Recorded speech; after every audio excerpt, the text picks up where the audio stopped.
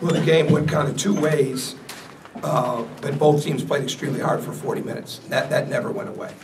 And we knew they weren't going to go away in the second half. And the thing is, we continued to play extremely hard in the second half after getting off to a great lead. We didn't always play as efficient as we needed to. We weren't always on the attack the way that we needed to be. But you out-rebound a team like Minnesota in the way that they're rebounding. You continue to go hard. You continue to answer when they have an answer for what you're doing, and it's a big win. And the difference now is a year ago, we'd have been ecstatic with that victory. And I want them to enjoy it. But we have different expectation levels now. And it's not the outside expectations. It's the expectations level inside of where we need to be. And we have a lot of room for improvement. I think that's why the term, I said this to Don after the game on the radio show, it sounds like the most corny, cliche-ish word you can have when you start talking about process, but that's what it is. That's why people use it. That's why they use it in business, they use it in school, they use it in coaching. I mean, it's a process. And we've got to continue to learn from that. Where it takes the next step is when the players understand that they can play better. And I think they do, when it understands that they can be more efficient. But the one thing we are doing is we are playing extremely hard and competitive. And another game in the mid-50s with deflections and battling on the glass. And we can get a lot better. And I know Minnesota will, because they're obviously every bit as good as we thought they were, and as the nation thought they were, and as their other opponents thought they were. So it was a very good victory, and one we appreciate and we earned, but at the same time, there's no question that with the long season that it is, we've got to get a lot better. Bob, Tom, can you trace Yogi's development from the time he came onto campus to where he is right now? Well, I think the biggest thing is maybe we knew he was extremely well coached. There was obviously no doubt about that, and just a huge winner. And I think the biggest thing is his defense, because he played so much zone in high school, and they were very good at it. And that's why you rarely have to remind him of anything when we're playing zone. A couple times today. But his on-ball defense, his ability to attack, those things have really transferred to the collegiate level. Speed of the game has never been an issue for him. And now he's getting more and more confidence inside that speed of the game, and it makes him that much better. But I think he's going to get nothing but better. I mean, his jumper is going to get more consistent. He's got great vision. But his biggest steps are like any young player. I mean, there's got to be more vocal leadership, because he leads. He leads by example, and he leads with his defense, and he's a great teammate, but he's got to get more verbal, and that's the next step for him. Kerry? Coach struggled against the press in the second half. What jumped out at you there? We didn't attack it correctly. I mean, we just didn't. We didn't. We got caught up a little bit in getting it down the court rather than how we were going to get it down the court. So they were aggressive, but we knew that. We practiced for that. I just think we didn't do a great job with our spacing. We didn't do a great job with the inbounds. And I'll blame myself for not having enough screening, because they were very, very physical. And a couple times it was hard to get open. And we may need to put a few more screening options in our zone like we did later in the game. Mike? Tom, what you were talking about before with Yogi and being more vocal. The last time I was here, you guys offensively, the ball did not move like it did today. Of course, you're 6 weeks further along, but it seems like you guys are building a greater sense of trust. Can you sort of explain how that comes about? Well, I think there's balance for a reason. Our guys aren't dominating the Big Ten Player of the Week, Big Ten Freshman of the Week mantles, because it's rare that it's going to be one guy with major points. I mean, we've got a lot of balanced scoring. Today was another day like that. And I think they're really understanding two things, that everybody's going to score the more points we score, but it doesn't happen if we don't defend and score off of our defense, and it doesn't happen if we don't rebound. And so when you've got those things going, and like I say to them all the time, when you're working as hard as you're working on defense, you're rarely going to come down and take a bad shot or force something when you've got the teammates that are working that hard with you defensively. And I think we're a good example of that now. I think the ball really moves. Well, Yogi's got a lot to do with that. Jordan does. Cody. There might be somebody that's as good at passing the ball from the forward, big player position, but there's nobody better that I've seen, and I haven't seen everybody, but he's tremendous at that. And a key for us is our reversals. Those guys are buying into the percentages of what happens when we reverse it twice, we reverse it 3 times, and those numbers don't lie. It's part of that process that you talked about earlier, just getting this team to recognize the difference between being aggressive and attacking and also not playing too frantic when they have a lead. Yeah, we made some uncharacteristic mistakes in the second half. It's a good question. I think there's a lot of room for improvement in our transition defense, though it got to be better. The biggest thing you want to have in a game is you want to win the game and you want to know that you improved in it. Well, we competed and played really hard for 40 minutes, so that was really good. But we didn't always play as smart and efficient as we needed to play, and we didn't take things head on the way that we needed to a couple times, and we didn't step up to the foul line and shoot the ball with the normal percentages that we do. So some of those things fell, but I'm telling you now, a year ago, if you're not making shots and you're having some turnovers, you might come back down and not win the game. And our guys we made some mistakes defensively, but we never stopped playing hard defensively. And there weren't any flybys and blowbys. But I mean, we can get a lot smarter on defense. That's good news too. Did they hire a coach yet? The Bears? No. Okay. I know you said thought you guys played with a lot of energy in the second half, even though things didn't always go quite as well. What do you feel like were the big keys that you guys didn't quite execute on in the second half? I got to watch the film, but I think the bottom line is we didn't get the ball reversal probably that we needed. We didn't attack the press and get the easy baskets that it should have gave us. Probably a little bit there. That would be bigger things. But I'll have to watch the film to really get that. I do think that the fact that we kept moving, we kept talking, those things were good. But you got to have a group of 5 guys on the court that are just so intertwined.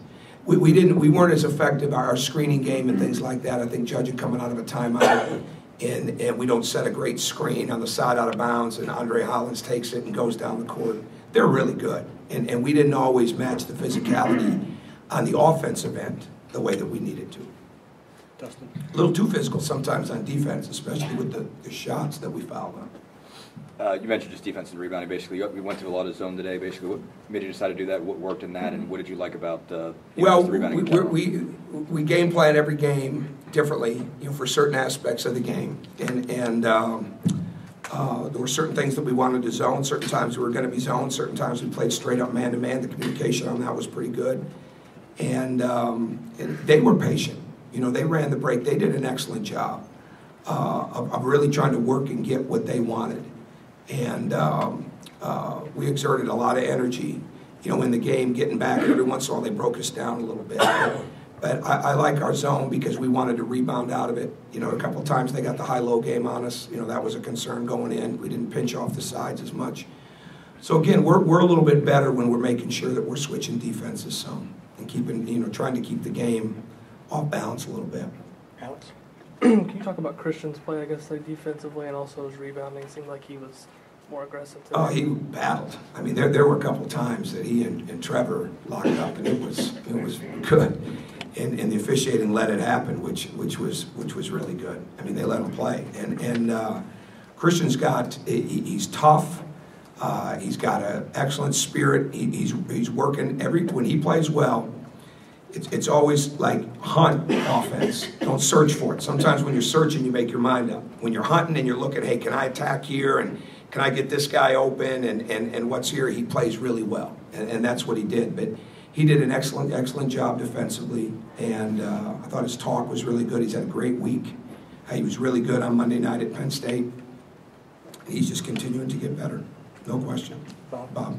Yeah, is it more difficult for a point guard to make the transition to college than it is any other positions, given the leadership role? I don't think there's any question.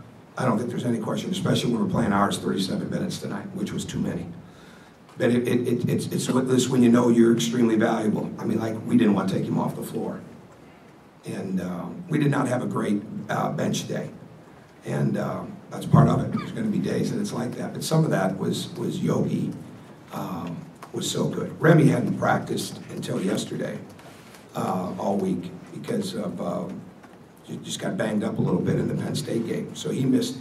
He probably didn't have his normal confidence level that he would have in a game like this today. So we needed that much more out of Yogi. And then we had to play time and score so many times with Jordan today because of the foul situation. But Yogi to me was playing as hard at the end as he was at the beginning, and he was playing extremely hard and moving the ball at a great rate at the beginning. So really proud of how he's developing. Dustin. Jordy obviously misses 3 straight free throws and goes and gets the rebound on the last one. How much was that just kind of sheer force of anger? That's just when you're living right.